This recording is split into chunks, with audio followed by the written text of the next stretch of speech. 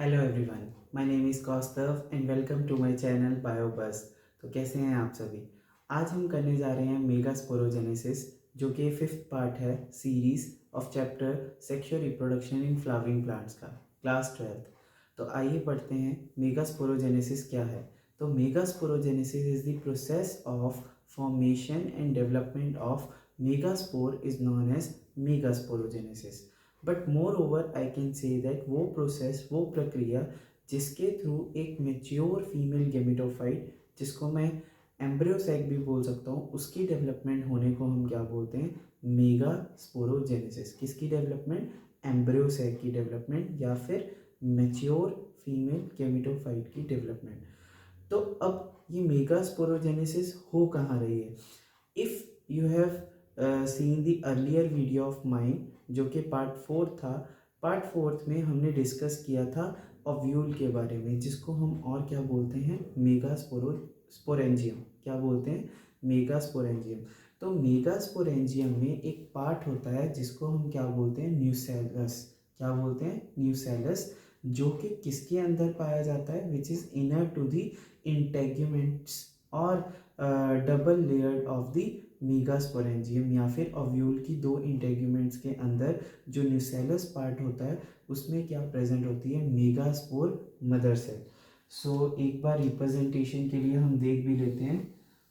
तो this is a ovule,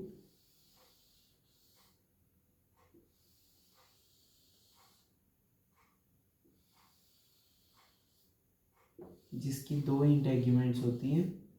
clear, this is outer integument and this is inner integument.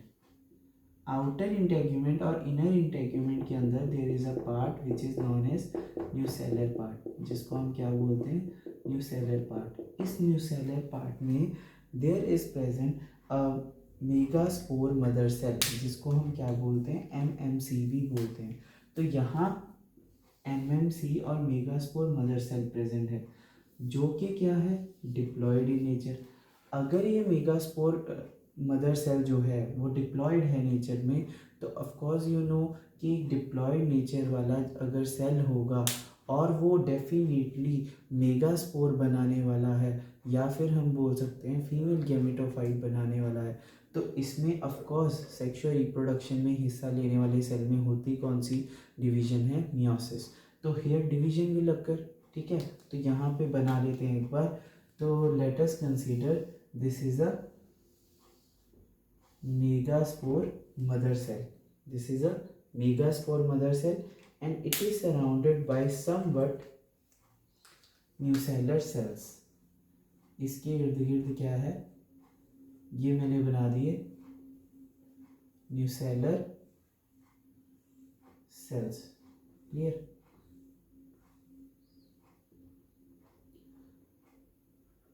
तो we are writing about or studying about that there is a MMC or megaspore mother cell which is surrounded by the nucellar cells. So these are nucellar cells. Inside it there is a MMC megaspore mother cell which is diploid in nature. जो कैसी है, diploid है nature में। अगर ये diploid है nature में, तो इसमें कौन सी डिवीजन होने जा रही है, meiosis. So let us consider here, यहाँ पे हुई meiosis and we know that कि मियोसिस जो है वो दो फेजेस में अकर होती है। One is known as meiosis 1 and one is known as meiosis 2। तो during meiosis 1 what will happen, there is a formation of dyad of cells. ठीक है, तो first of all during meiosis 1 दो megaspores बनी।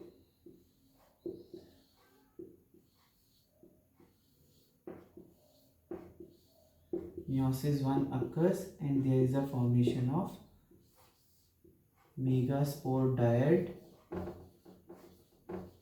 or we can say it as dyad of megaspores. Clear? And as the meiosis 2 takes place, what happens here, जैसे ही meiosis 2 होगी तो meiosis 2 होने पर क्या हो जाएगा, 4 मेगास्पोर्स फॉर्म हो जाएंगे। There is a formation of 4 megaspores, जिसको हम अब क्या बोल सकते हैं, और क्लियर टेक्निकल टर्म में हम बोल सकते हैं, we can say that there is a formation of tetrad of megaspores. यहाँ पर मेगास्पोर्स का क्या फॉर्म हो जाएगा, टेट्राड।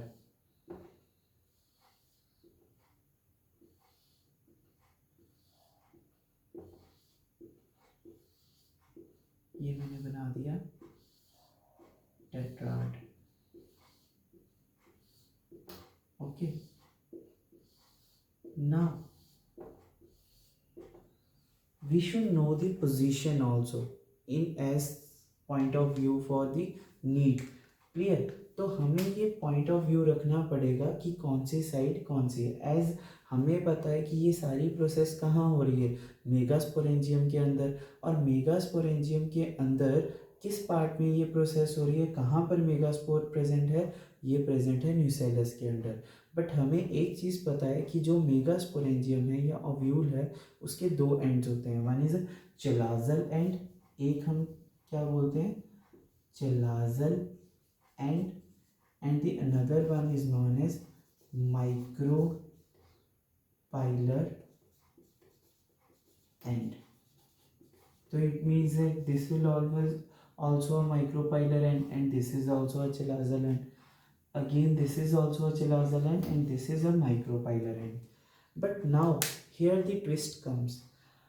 ट्विस्ट क्या आ रहा है कि हमने जब माइक्रोस्पोरोजेनेसिस पढ़ी थी, again I am mentioning microsporogenesis, microsporogenesis पढ़ते दौरान हमने ये बोला था कि एक माइक्रोस्पोर मदर सेल जब डिवाइड करती है तो कितने माइक्रोस्पोर्स बनाती है, 4 माइक्रोस्पोर्स, क्लियर। तो वो 4 के 4 माइक्रोस्पोर्स, 4 के 4 microspores are functional in nature, वो चारों के चारों फंक्शनल होते हैं, means they form pollen grains और they are functional in nature. But यहाँ पर ट्विस्ट ये है कि एक megaspore which is diploid in nature, जब वो मियोसिस के कारण 4 मेगास्पोर्स बना रही है, एक मेगास्पोर मदर सेल 4 मेगास्पोर्स बना रही है, तो out of these 4 megaspores the 3 towards the micropylar and, micropylar and के पास वाले जो 3 मेगास्पोर्स होंगे दे गॉट डीजेनरेट, वो क्या हो जाते हैं, डीजेनरेट हो जाते हैं। तो अब हुआ क्या, it means that you can say that कि 3 मेगास्पोर्स डीजेनरेट हो गए, वो उसी दौरान एट अ टाइम ख़त्म हो जाते हैं, उनका कोई फंक्शन नहीं रहता, या फिर वो नॉन फंक्शनल होते हैं, they does not take part in the megasporogenesis further on. तो इट मीन्स दैट सिर्फ और सिर्फ बचा हुआ एक मेगास्पोर, सिर्फ और सिर्फ 1 megaspore which is towards the chelazal end. So the megaspore at the chelazal end will remain functional as only 1 megaspore takes place in the whole development of mature female gametophyte, as कि एक megaspore पूरी की पूरी megaspore development या फिर mature female gametophyte की development में हिस्सा ले रहा है, तो ऐसी डेवलपमेंट को हम कौन सी डेवलपमेंट बोलते हैं, monosporic development, monosporic development, clear. Why monosporic development, as here only one spore is taking part in the development of mature female gametophyte, that is why this type of development is known as monosporic development. जब एक spore या एक megaspore जो है वो हिस्सा ले रहा हो पूरे के पूरे एम्ब्रियो सैक बनाने में, तो ऐसी डेवलपमेंट को हम क्या, कौन सी डेवलपमेंट बोलते हैं, मोनोस्पोरिक डेवलपमेंट, क्लियर। तो नेक्स्ट चलते हैं। अब नेक्स्ट क्या हो रहा है कि जब एक मेगास्पोर ही फंक्शनल है तो उसमें क्या चेंजेस आए या कैसे डिवीजन्स हुई कि उससे एक पूरा का पूरा एम्ब्रियो सेक बन गया, क्लियर। तो ये एक फॉर द रेफरेंस कर लेते हैं कि ये एक मेगास्पोर है, the only one megaspore out of 4 megaspores which is functional। वो 4 मेगास्पोर जो बनी थी, लेकिन उन चारों में से सिर्फ एक रह गई थी और 3 डीजेनरेट हो गई थी। 3 डीजेनरेट हो गई थी जिसके कारण एक फंक्शनल है अब, और कहाँ पर है, चिलाजलैंड की तरफ। और अब इसमें क्या हुआ, inside the one functional megaspore there is a mitotic division takes place in its nucleus. इसके न्यूक्लियस में क्या हुआ, माइटोटिक डिवीजन हुई। And due to mitosis we know that एक न्यूक्लियस से कितने न्यूक्लियस बन जाएंगे, 2 nucleus. So there is a condition came here, 2 nucleus stage. कितनी स्टेज आ गई, 2 न्यूक्लियस स्टेज। अब आप पूछोगे कि सर आपने ये 2 न्यूक्लियस ऐसे क्यों बना दिए। द रीज़न बिहाइंड, जब जैसे ही ये 2 न्यूक्लियस, एक न्यूक्लियस जो है माइटोटिकली डिवाइड करता है और 2 न्यूक्लियस बनाता है या 2 डॉटर न्यूक्लियस बनाता है, 2 डॉटर न्यूक्लियस बनने के दौरान जैसे ही वो 2 न्यूक्लियस बनते हैं, वैसे ही they start moving towards the opposite poles. वो ऑपोजिट पोल्स की तरफ जाना शुरू हो जाते हैं। तो अब मैं इसको देख रहा हूँ as a chalazal end, end इसको ले रहा हूँ as a micropylar end. Clear. अब क्या हो रहा है कि इन 2 न्यूक्लियस जो कि ऑपोजिट पोल्स की तरफ मूव कर चुके हैं, इनमें एक बार और माइटोसिस हो जाती है। And due to one more mitosis what happens, 4 nucleus stage comes. Clear. इन 2 न्यूक्लियस में फिर दोबारा से माइटोसिस हुई, फिर 4 न्यूक्लियस स्टेज बन गई। 4 न्यूक्लियस स्टेज के दौरान इन चारों न्यूक्लियस में अगेन एक बार और माइटोसिस हुई, विच लीड्स टू 4 2 8। तो there is a formation of 8 nucleus stage. कितनी न्यूक्लियस स्टेज आ गई, 8 न्यूक्लियस स्टेज। जिस दौरान 8 न्यूक्लियस स्टेज की फॉर्मेशन होती है या 8 न्यूक्लियस स्टेज जो है वो अपीयर होती है, उसी दौरान उसी टाइम क्या होता है कि out of 4 nucleus, one of the nucleus start moving towards the centre. एक एक न्यूक्लियस दोनों पोल से, 2 ऑपोजिट पोल से कहाँ पे आना शुरू हो जाता है, सेंटर में। क्लियर। जैसे ही वो सेंटर में आते हैं, now each nucleus start developing a cell wall. हर न्यूक्लियस क्या डेवलप करना शुरू कर देती है, सेल वॉल डेवलप करना शुरू कर देती है। क्लियर। यहाँ पे भी सेल वॉल डेवलप हो गई, और एक जो है बिल्कुल सेंटर में सेल वॉल डेवलप हुई। तो इसके कारण अब जो नेक्स्ट फॉर्मेशन होगी, जो फाइनल फॉर्मेशन होगी, it leads to the formation of embryo cell.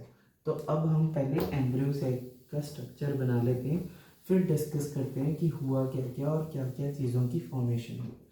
Clear. तो here I am going to start making the embryo sac।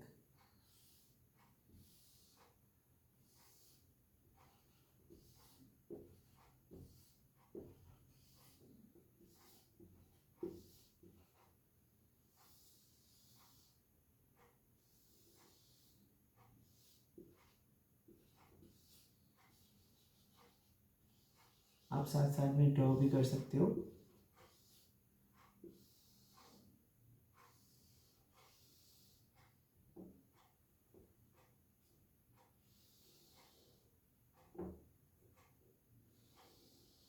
Clear.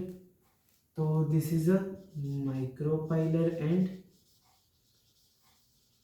This is a chalazal end. Clear. At the chalaza end there are 3 antipodal cells. Chalazal end की तरफ कितने sales होते हैं, antipodal cells, और कितने, 3 in number. And below the antipodal cells there is a large central cell. एक बहुत बड़ा सेंट्रल सेल है विच कंप्राइजेस 2 न्यूक्लियस, जिनको हम क्या बोलते हैं, 2 polar nuclei। Clear। And at the micropylar end there are 3 cells, out of which one is egg cell and the 2 of them are synergids। two of them are synergids. Clear? As at the end of megasporogenesis there is a formation of embryo sac. किसकी formation होती है? Embryo sac की. Or during the formation of when the embryo sac is finally formed or the mature female gametophyte is formed, what we saw is there is a 7-celled 8 nucleated embryo sac formation is there. तो जब embryo sac finally form होता है या फिर mature female gametophyte की formation होती है तो at the end of megasporogenesis the mature female gametophyte is 7-celled and 8 nucleated. तो 7-celled 8 न्यूक्लिएटेड कैसे हुए? तो सेल्स गिन लेते हैं. सबसे पहले there are 3 antipodal cells, 1 is large central cell and 1 is egg cell and 2 are synergids. 3 plus 1 4, 4 plus 1 5, 5 plus 2 7. Clear? So there are 7 cells. But how 8 nuclei? 3 antipodal nuclei, 2 polar nuclei are there and 1 egg nuclei and 2 synergids nuclei, which sums up to give 8 nucleated condition. तो जब एक embryo sac की formation होती है तो it will always be a 7-celled and 8 nucleated in condition. Clear? अब यहाँ पे डिस्कस कर लेते हैं कि इन antipodal cells, large central cell, इनके फंक्शंस क्या क्या हैं. तो जो एंटीपोडल सेल्स हैं इनका एक बेसिकली जो क्लास 12 की नीड है, +2 की बुक है, उसमें कुछ खास फंक्शंस नहीं दिए गए हैं. And more probably most of the books consider that कि आफ्टर फर्टिलाइजेशन, जब फर्टिलाइजेशन हो जाती है तो इन एंटीपोडल सेल्स जो हैं ये डीजनरेट कर जाते हैं. Means to say that they are not as much functional as they should be, और या फिर इनको कंसीडरेशन ही नहीं मिली या इनका कोई काम नहीं है एज सच एम्ब्रियो सैक में एंटीपोडल सेल्स का. Large central cell composed of 2 polar nuclei which combine to form a secondary nuclei. 2 polar nuclei fuse हो जाती हैं और फ्यूज़ होके क्या बनाती हैं? Secondary nuclei. और वो सेकेंडरी न्यूक्लियाई हेल्प करता है एक मेल गैमेट के साथ फ्यूज़ करके एंडोस्पर्म की फॉर्मेशन करने में. Next egg cell. We know that कि एग सेल जो है वो किसके साथ फ्यूज़ करेगा? मेल गैमेट के साथ. और जब वो मेल गैमेट के साथ फ्यूज़ करेगा it will lead to fertilization and fertilization leads to the formation of zygote which leads to the formation and development of embryo. Clear? Or the last is synergids which are very very very important. Why they are important? Synergids जो हैं वो किधर वाली side पे present है? Micropylar side वाली की side पर प्रेजेंट है. अब साइनर्जिड्स माइक्रोपाइल की तरफ प्रेजेंट है तो इनमें एक बहुत ही स्पेशल स्ट्रक्चर्स हैं जिनको हम क्या बोलते हैं? Filiform apparatus.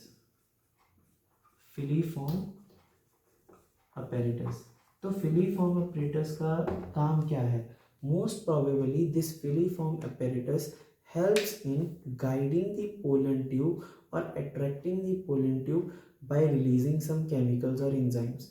तो साइनर्जिड्स में कुछ फिलीफॉर्म अपैरेटस होते हैं जिनका काम क्या है कि ये कुछ केमिकल्स या कुछ एंजाइम्स सिक्रीट करते हैं जिनकी बदौलत या जिन केमिकल्स के कारण जो पोलन ट्यूब है वो साइनर्जिड्स तक अट्रैक्ट हो पाती है या फिर पोलन ट्यूब को पता लग पाता है कि मैंने स्टाइल से होते हुए ओवरी में किस पार्ट तक जाना है और कहाँ पे जाना है.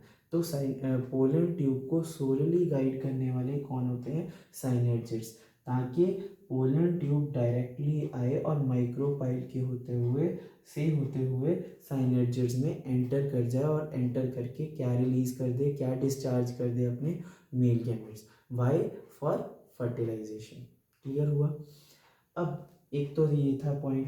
सेकेंड पॉइंट जो हमने क्लियर करना था तो ये कि एक मेच्योर फीमेल गैमेटोफाइट बनने के लिए एक जो फीमेल पार्ट है या फ्लावर है उसमें कितनी डिविजन्स होती हैं. तो if we consider from very starting, सबसे पहले क्या हुई थी? मियोसिस. कहाँ पर हुई थी? Megaspore mother cell. One meiosis takes place and how many mitosis takes place for the formation of the whole mature female gametophyte? सबसे पहले एक MMC से क्या हुई थी, मियोसिस, और मियोसिस से क्या हुआ था, 4 मेगास्पोर्स बनी थी, और out of 4 megaspores 3 megaspores degenerated, 1 megaspore remains functional. उस एक मेगास्पोर में एक बार माइटोसिस हुई, 2 न्यूक्लियर स्टेज हुई, 2 बार माइटोसिस हुई, दूसरी बार माइटोसिस हुई, 4 न्यूक्लियर स्टेज आई, तीसरी बार माइटोसिस हुई, 8 न्यूक्लियर स्टेज आई।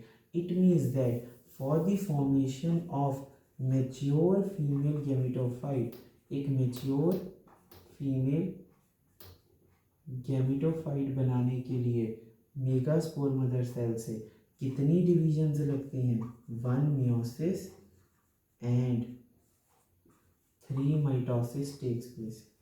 एक मियोसिस और 3 माइटोसिस जो हैं वो हिस्सा लेती हैं एक मैच्योर फीमेल गैमेटोफाइट बनाने के लिए। तो विद दिस हमारा टॉपिक जो है वो पूरा होता है आज का, that is megasporogenesis. If you like this topic and you really understand this well, तो हमारा चैनल सब्सक्राइब करिए और ये वीडियो लाइक करिए एंड इसको शेयर करिए ज़्यादा से ज़्यादा अपने फ्रेंड्स के साथ, अपने दोस्तों के साथ,